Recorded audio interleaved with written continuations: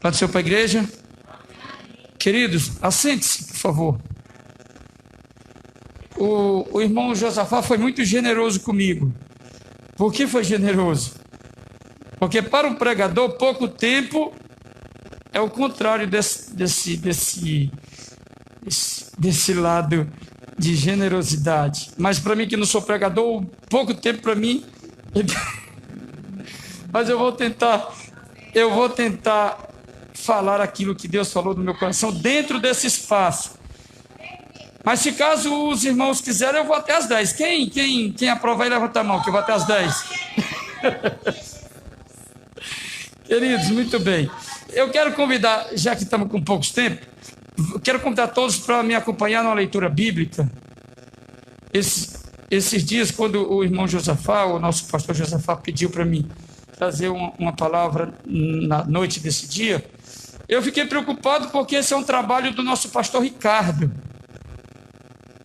Como o nosso pastor não pode vir por motivo de saúde, seria um trabalho também para ele, para o irmão Fernandes, que são homens mais preparados para esse ofício, mas a Bíblia diz que Deus, ele capacita também, não é isso? E uma coisa eu lhe digo, eu busquei. E eu vou tentar transmitir para a igreja aquilo que Deus falou no meu coração. E eu quero falar nessa noite a respeito de milagres. A respeito de milagres, vamos entender o que significa os milagres de Jesus para aqueles dias e para hoje. Convidando a todos a fazer a leitura que está lá no Evangelho de Jesus, escrito pelo nosso irmão João. Vamos falar e ler um texto que fala do primeiro milagre de Jesus, que está lá em João, capítulo 2, a partir do verso de número 1. Podemos ler? Diz assim a santa palavra de Deus. E ao terceiro dia, fizeram-se umas bodas em Caná da Galileia, e estavam ali a mãe de Jesus, e foram também convidados Jesus e seus discípulos para as bodas.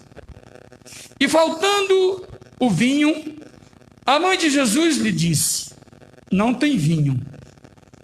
Disse-lhe Jesus: mulher, que tenho eu contigo? Ainda não é chegada a minha hora.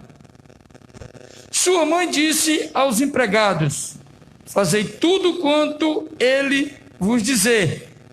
E estavam ali postas 6 talhas de pedra para as purificações dos judeus, e em cada uma cabiam 2 ou 3 metretas.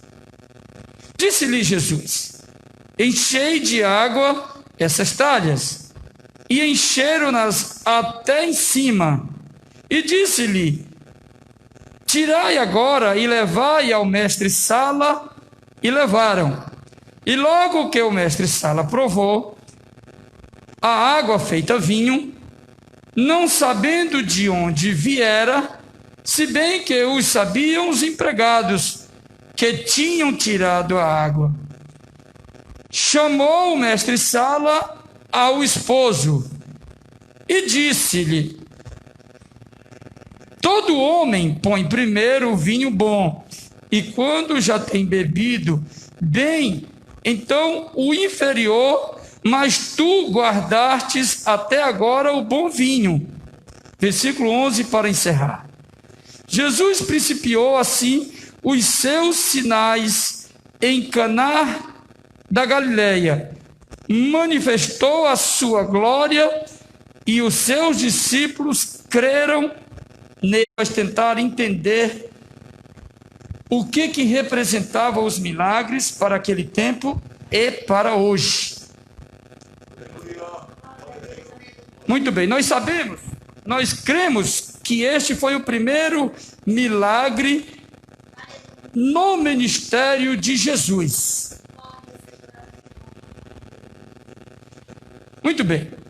No último versículo, nós entendemos que ele disse que depois disso, não foi o que nós lemos? Que Jesus principiou, quer dizer, iniciou. Que Jesus principiou assim os seus sinais em Caná da Galileia. Queridos, se nós entender, ou se nós nos atentar para esse texto, nós vamos separar aqui o que nós podemos entender como a primeira lição. A primeira coisa que nós entendemos, que Jesus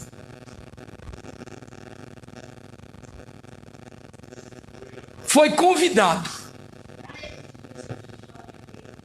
O que nós entendemos no versículo 2, que Jesus foi convidado com os seus discípulos.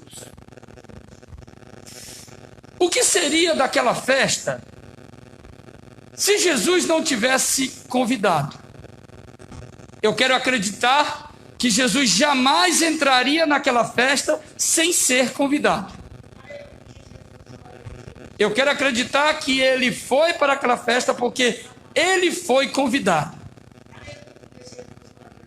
Espiritualizando esse convite, um dia esse convite, ele nos alcançou. Um dia alguém lhe apresentou esse mesmo Jesus.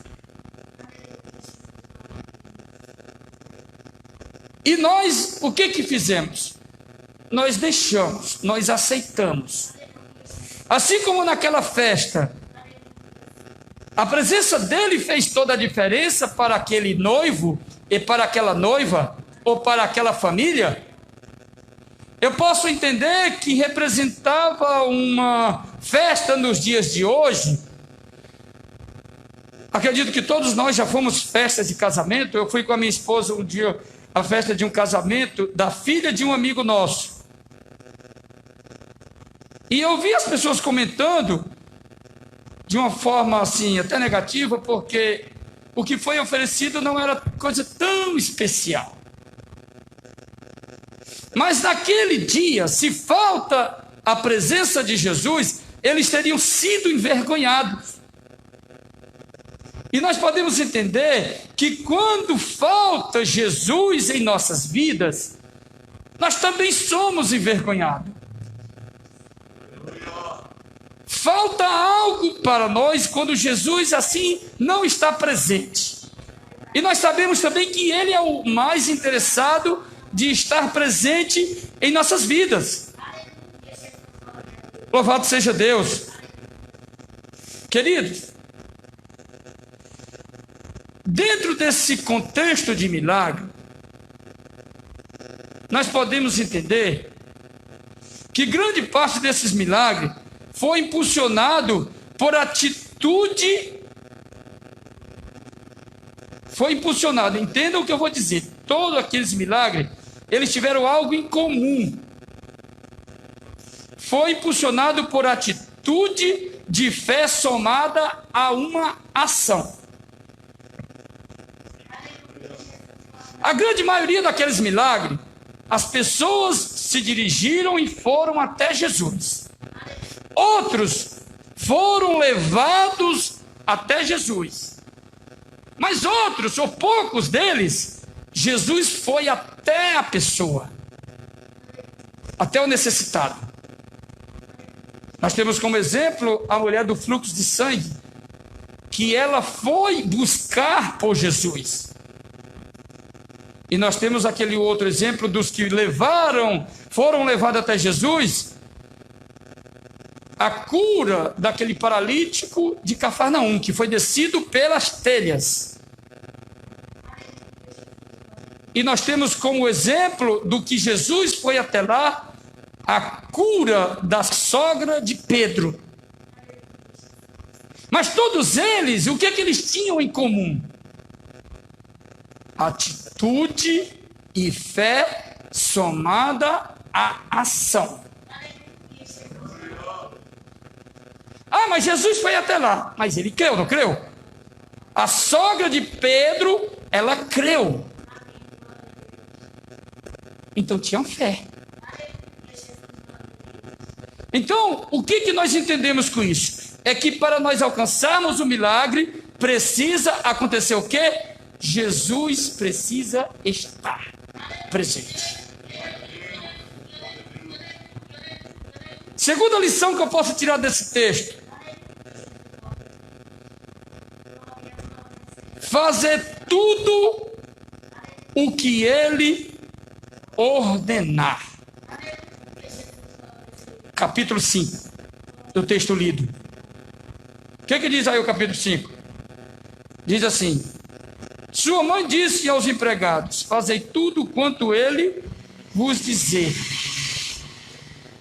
Isso está atrelado à obediência.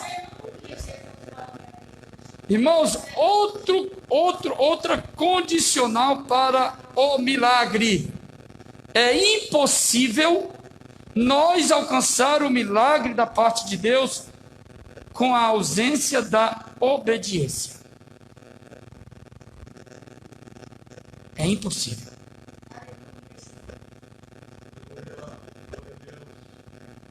Aí eu quero colocar a irmã Renata para trabalhar.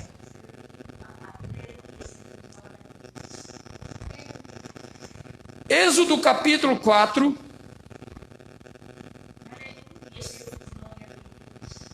Versículo de número 10 e 12. Êxodo 4, versículo 10 e 12. O que diz assim? Então disse Moisés ao Senhor: ah, Senhor, eu não sou homem eloquente, nem de ontem, nem de anteontem,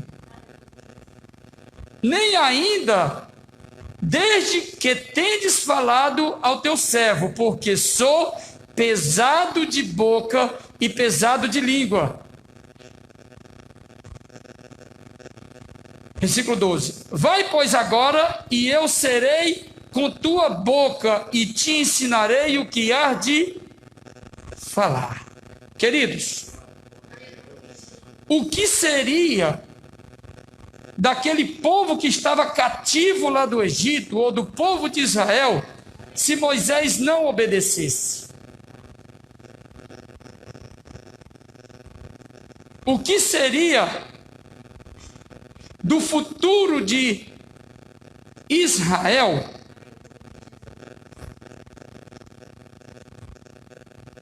o que seria do futuro de Israel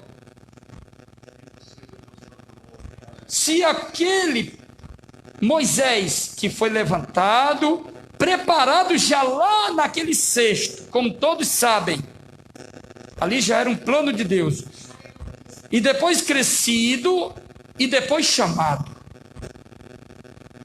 Nós observamos que ele ainda hesitou, sem querer ir. Mas Deus chamou, porque quando Deus chama ele...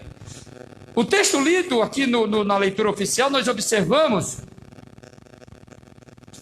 que quando Deus chama, embora o homem precisa entender que ele precisa ir e obedecer, mas existe forma que Deus trata de forma mais dura. O texto lido na leitura oficial, nós entendemos que Jonas, ele também retrucou, ele não quis ir. Mas tudo bem. Vamos continuar.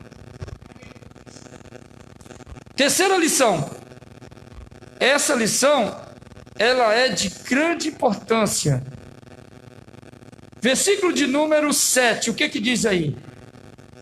Disse-lhe Jesus: enchei de água as talhas, e encheram-nas até em cima. Lá na minha terra diz até a boca.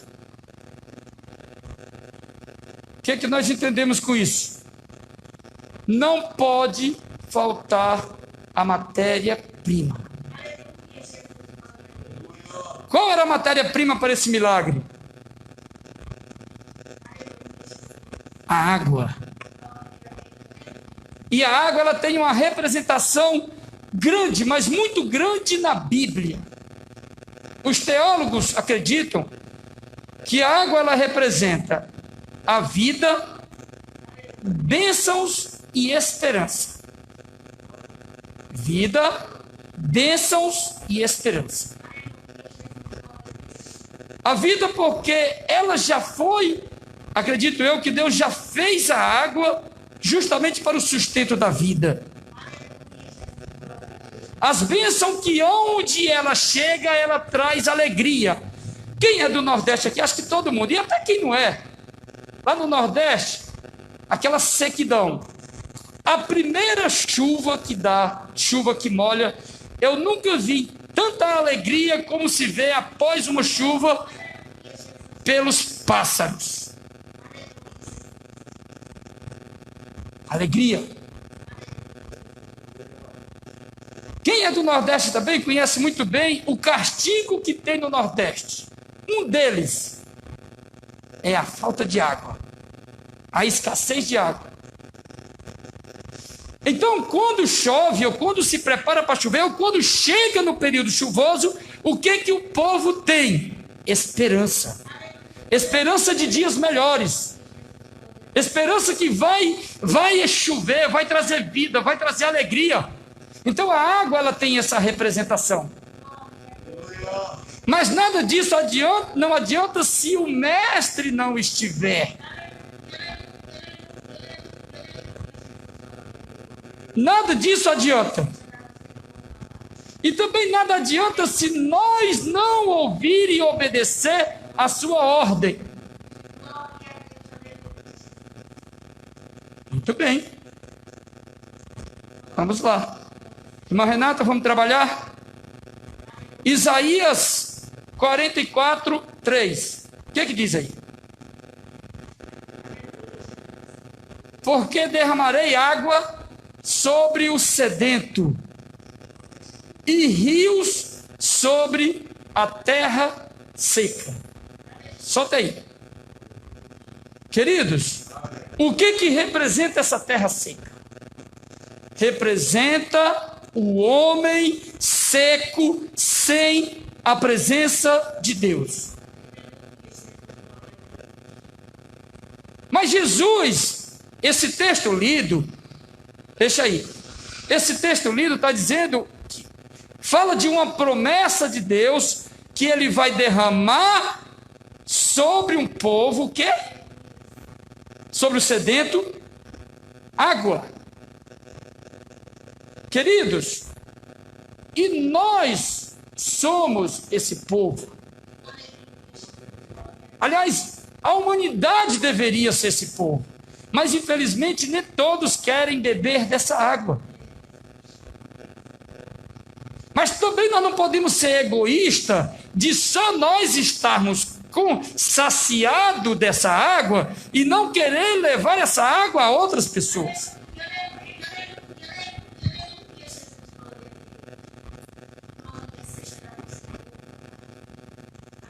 Muitas pessoas estão por aí procurando milagres por motivo egoísta.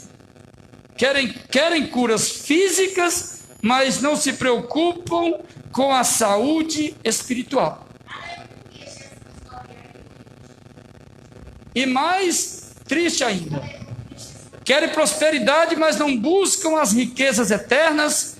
E pior ainda,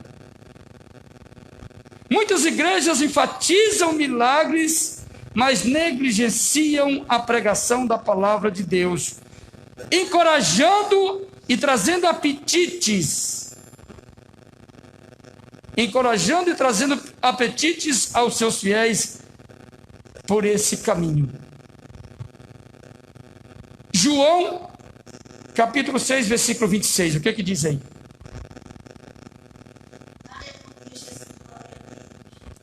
Jesus respondeu e disse-lhe: na verdade vos digo que me buscareis, não pelos sinais que vistes, mas porque comestes do pão que eu vos saciareis.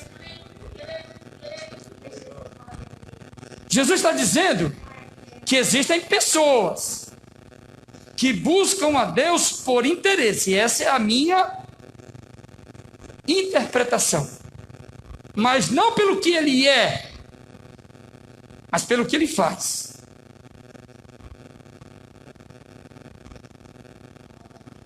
Mas, Renata, vamos trabalhar? João capítulo 7, versículo 37. O que diz aí? E no último dia, o grande dia da festa, Jesus pôs-se em pé e clamou, dizendo: se alguém tem sede, que venha o quê? A mim e beba. Essa água, ela é a presença de Deus na vida do homem.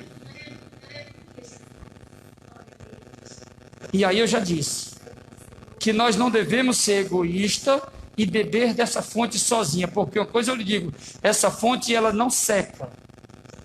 Essa fonte, quanto mais se tira, mais ela jorra. Quanto mais você consome, mais ela tem água.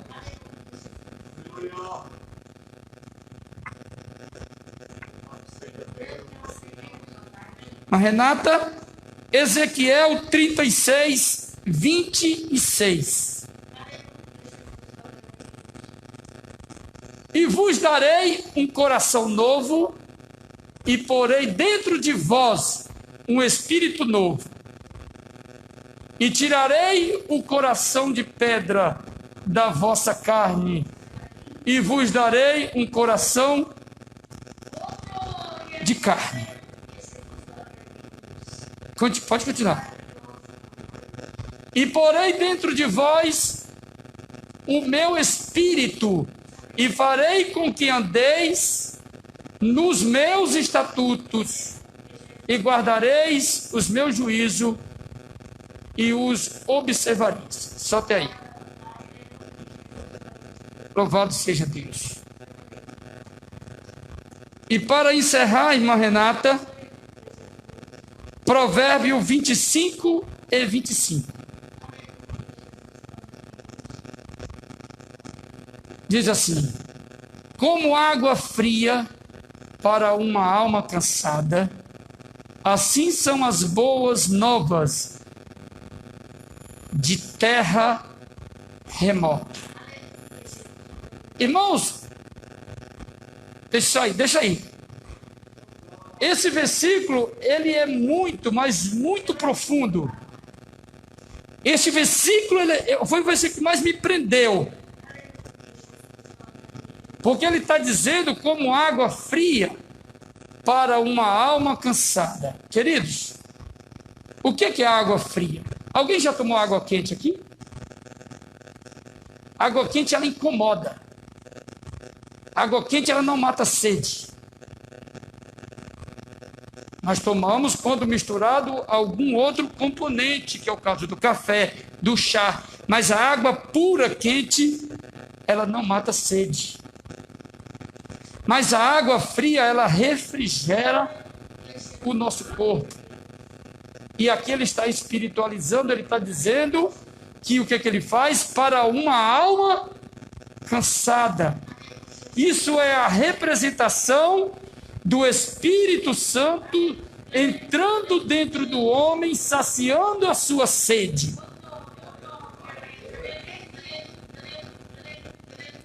E as boas notícias, ou as boas novas, é o Espírito Santo matando a sede e dizendo: Jesus é a fonte dessa água. Você precisa de Jesus para matar a sua sede. O Espírito Santo convence, ensina, e Jesus mata a sede. Mas isso já foi falado lá em Provérbio. Mas isso já foi dito lá em Provérbio, lá no Velho Testamento. Irmãos, de Gênesis a Apocalipse, está a Bíblia toda escancarada, anunciando a Jesus. Então está dizendo que o Espírito Santo convence, trazendo as boas notícias, e Jesus é a boa notícia. E Jesus é quem mata a sede. E Jesus é o que nós precisamos. E quando nós somos egoístas e não levamos esse Jesus a outro, será se nós não estamos como a primeira lição? Será se nós convidamos Jesus mesmo? Será se Jesus está nessa festa? Será se estamos obedecendo a sua ordem? Ou será se lhe falta a água? Alguma coisa está errada. O que nós entendemos com essa lição é que Jesus é o dono da festa, pois se ele não estiver na festa, não terá milagre. Não tem milagre. Não há milagre. Irmãos, e para ser sincero,